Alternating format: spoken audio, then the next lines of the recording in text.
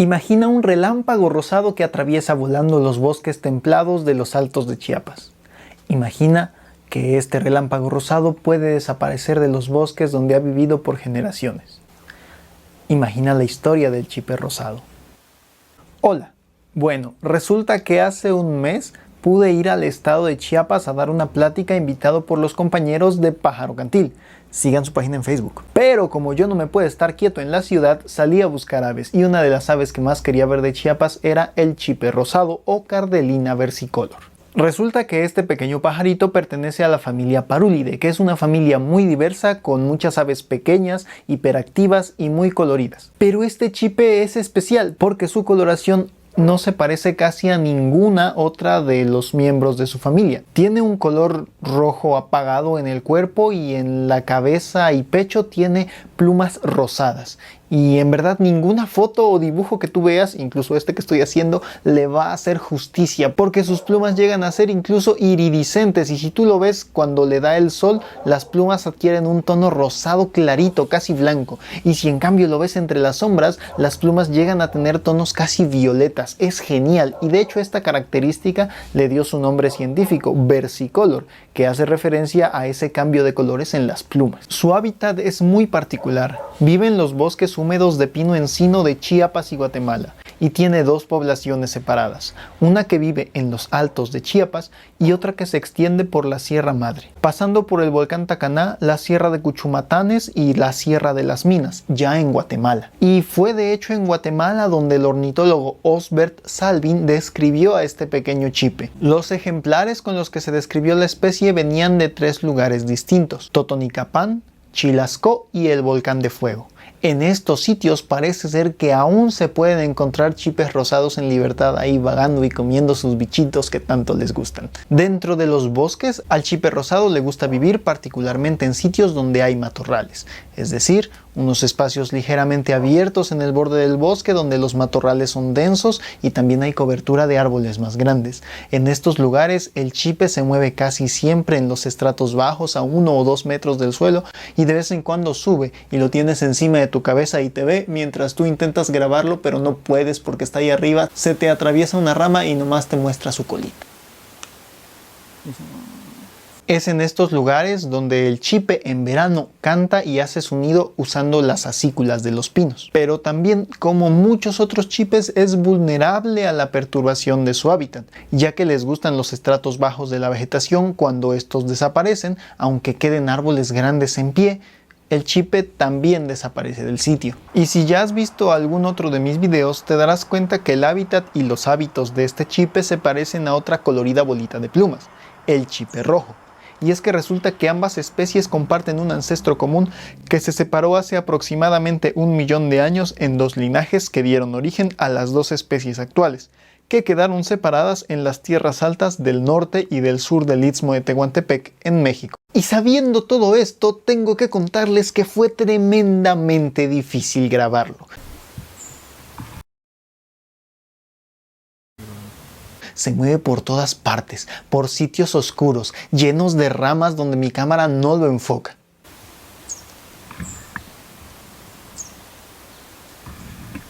Aunque finalmente se dejó, aunque sea por 3 gloriosos segundos.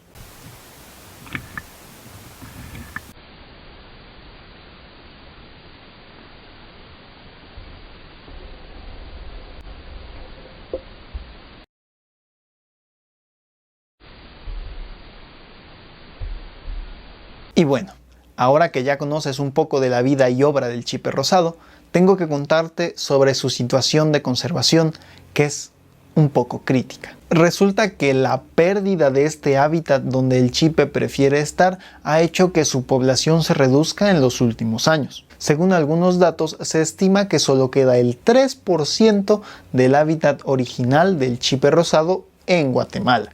Aunque parece ser que este remanente de hábitat que queda está en zonas sujetas a protección.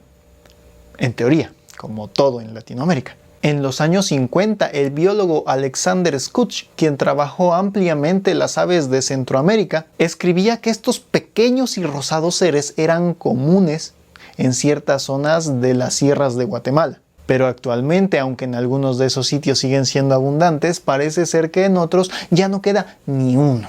Pero ¿recuerdan que anteriormente les dije que tiene dos poblaciones separadas? Pues a esta es a la que le ha ido mejor, porque resulta que la otra, la población de los Altos de Chiapas, está tantitito peor. Parece ser que la erupción del volcán Chichonal en los años 80 causó un decline en las poblaciones por falta de alimento. Un declive en las poblaciones del cual los chipes no se han podido recuperar. Además, aunque no he podido encontrar datos recientes de la pérdida de hábitat y de la tasa a la cual ha ido desapareciendo, sí se estima que en los Altos de Chiapas quedan unas 40.000 hectáreas de vegetación con las condiciones ideales para sostener a este chipe, que vendría a ser más o menos un área como esta. Ay, pero sí parece que eso es mucho terreno. Pues solo lo parece porque, en primer lugar, estas 40.000 hectáreas no están juntas, sino que están distribuidas en fragmentos, unos más grandes y otros más chicos, donde han quedado pequeñas poblaciones de chipes rosados separadas unas de las otras. Y este aislamiento y la condición que cada fragmento tiene puede provocar que en algunos sitios, aunque el hábitat sea ideal, el área sea demasiado pequeña como para sostener una población de chipes a lo largo del tiempo. En segundo lugar, parece ser que la disminución del hábitat no se detiene y año con año y mes con mes, nuevas áreas de los bosques donde el chipe rosado vive en los Altos de Chiapas son clareadas para dar paso a sistemas de agricultura o directamente para obtener la madera. Bueno, pero si hay una población en Guatemala y el Tacaná y otra en los Altos de Chiapas, ¿por qué nos importan las dos? El hecho de que existan dos poblaciones separadas implica, como ya lo vimos en el video del concepto de especie, que estos dos grupos pueden estar sometidos a procesos evolutivos distintos y contener historias de adaptación y de interacciones con los otros seres con los que conviven que son distintas. Además, las interacciones que una especie ha desarrollado con los otros elementos de su ecosistema y las funciones ecológicas que cumple en toda su área de distribución es lo que más importa cuando hablamos de poblaciones separadas. Y bueno, viendo que la situación es tal, a continuación les presentaré los programas de conservación que se han hecho para proteger al chipe rosado en los Altos de Chiapas.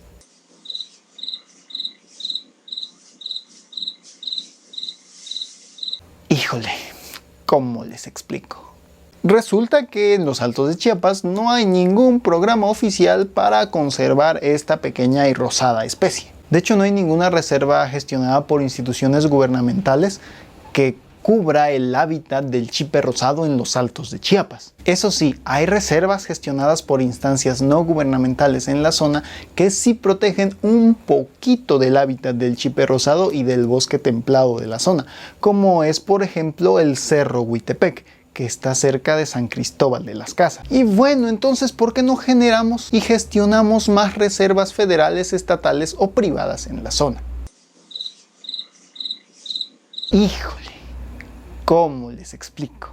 Bueno, resulta que el contexto social de los Altos de Chiapas es de una población mayoritariamente indígena, y en las zonas donde existe el hábitat ideal para que el chipe rosado siga existiendo hasta la actualidad, las comunidades se rigen por esquemas de usos y costumbres. Esto significa que se organizan siguiendo normas tradicionales que han sido pasadas de generación en generación, incluyendo en estas regulaciones, por supuesto, el aprovechamiento de los recursos naturales. Además, en las zonas también existen regiones de gobierno autónomo zapatista, que son regiones que mantienen una organización y gobierno autónomo relativamente independiente del gobierno federal o estatal de México. En fin, que al pequeño chipe rosado se le ha terminado por ocurrir vivir en una zona donde el contexto social es muy complejo y donde difícilmente se podrían implementar acciones de conservación estándar que en otros sitios podrían funcionar. Así que aquí es donde surge una gran pregunta.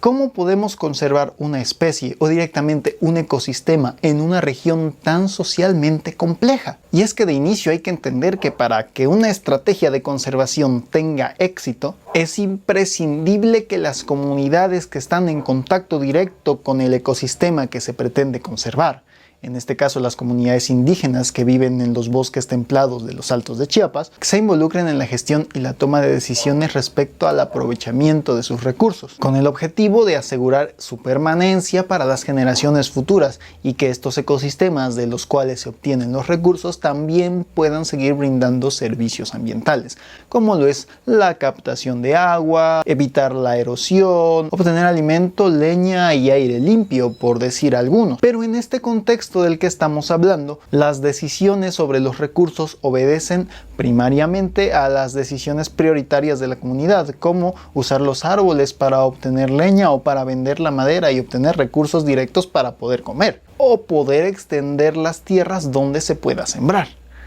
Esto también aunado a un montón de presiones políticas y económicas en la zona que lo hacen aún más complejo. Quien haya pensado que la conservación solo trata de ver animales y plantitas, ha estado muy equivocado. Y es que resulta también importante que en este contexto de comunidades indígenas que históricamente han sido oprimidas y relegadas, es muy difícil que esquemas de conservación tradicionales propuestos y muchas veces, lamento decirlo, impuestos directamente por entes externos, tengan éxito. Y entonces, ¿qué podemos hacer? Bueno, se dice fácil, pero hacerlo es difícil. Y es que básicamente quienes trabajan en la conservación tienen que hacer que las comunidades mismas gestionen y acuerden programas para conservar su ecosistema. Y créanme, suena fácil, pero yo he visto con estos ojitos míos que en este México que tenemos puede llegar a ser muy difícil. Sin embargo, sí tenemos ejemplos de casos exitosos, en donde las comunidades locales han podido organizar un esquema de conservación tal que les ha permitido aprovechar mejor sus recursos naturales inmediatos y poder mantener un ecosistema sano que les siga brindando esos servicios ambientales de los que ya hablamos. Por ejemplo, los pueblos mancomunados de la Sierra Norte de Oaxaca, que a través de una organización comunitaria han generado una estrategia de aprovechamiento y conservación francamente impresionante, a mi gusto al menos, pues en las áreas en las que trabajan hay bosques bien conservados que permiten la existencia de un montón de especies de aves, de plantas y animales interesantísimos. Otro ejemplo podría ser la comunidad purépecha de Cherán en Michoacán, donde la organización comunitaria ha permitido frenar la tala ilegal de los bosques. Tomando estos ejemplos, parece ser que la única solución viable para la conservación en el contexto en el que vive el pequeño chipe rosado es la conservación de su ecosistema mediante la intervención directa de las comunidades. Y como dije antes, se dice fácil, pero en la práctica es difícil, pues no he podido yo encontrar información acerca de programas de conservación que estén activos en este momento que involucren a las comunidades. Incluso traté de preguntar en los territorios autónomos zapatistas si había algún esquema de conservación o de aprovechamiento de los recursos, pero no me contestaron. Sin embargo, lo fui a grabar a algún lado, como ustedes pueden ver, y es que al menos sí conocí una comunidad que se llama El Aguaje, que está cerca de San Cristóbal de las Casas, donde los mismos pobladores gestionan un parque ecoturístico llamado Montetic y una reserva que tiene las condiciones adecuadas para que el chipe rosado exista. Y es allí donde lo pude encontrar, lo pude ver y lo pude grabar. Y tú te puedes imaginar que alguna vez así fueron las cañadas y los cerros que rodeaban el valle de Jovel, cubiertas de niebla y con universos de plantas epífitas colgando de las ramas de los árboles de manita, con lagartos misteriosos trepados en las bromelias, también con distintas flores cuando es la temporada, y a lo lejos los grandes cerros Huitepec, Sontehuitz y otros más, cubiertos todos de bosque. Y lleno todo esto de chipes rosados y otras aves increíbles. Y es que, como ustedes saben, a mí me encantan y me mueven mucho las aves pequeñas, esos pequeños seres de los que nadie habla, de los que nadie dice nada. Y por eso es que quise contarles el día de hoy la historia del chipe rosado, para que quienes no estamos en contacto directo con estos ecosistemas, ni tienen, en la mayoría de los casos de los que ven este canal, poder de decisión sobre la conservación de áreas como estas, conozcan este pequeño ser del cual me he maravillado yo, y contarles un poco también de que cuando se quiere hacer conservación en este México pluricultural que tenemos, nada es blanco ni negro. Y a veces puede llegar a ser más complicado de lo que incluso en la carrera de biología nos enseñan. Pero aún así, de alguna manera, yo creo desde acá que puede haber un poquito de esperanza. Si llegan a viajar por Chiapas y les gustaría conocer el sitio donde vi al chipe rosado y con su visita apoyar a su conservación, les dejo el link a su página en Facebook. Y para los observadores de aves que quieran buscar específicamente a este chipe, si van a ir a este sitio, soliciten un guía que los lleve y no se vayan a meter a terrenos donde no han pedido permiso. No sé qué pajarero loco haría eso alguna vez en su vida. Si les ha gustado este video en el que traté de hablar de un tema que es sumamente complejo, como es la conservación de una especie en una zona tan compleja como la del chipe rosado, dejen su like, comenten, compártanlo y por supuesto suscríbanse al canal para seguir hablando de historias de aves de México, del mundo y de su relación con los seres humanos. Nos vemos.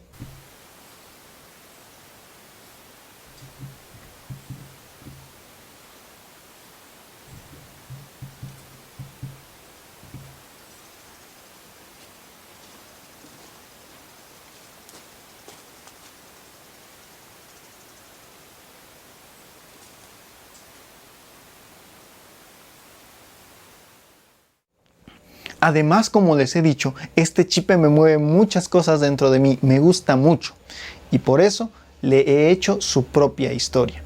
Si quieren verla, pasen al video que está en este enlace para que puedan escucharla. Es una historia fantástica, pero que a mí me gusta mucho.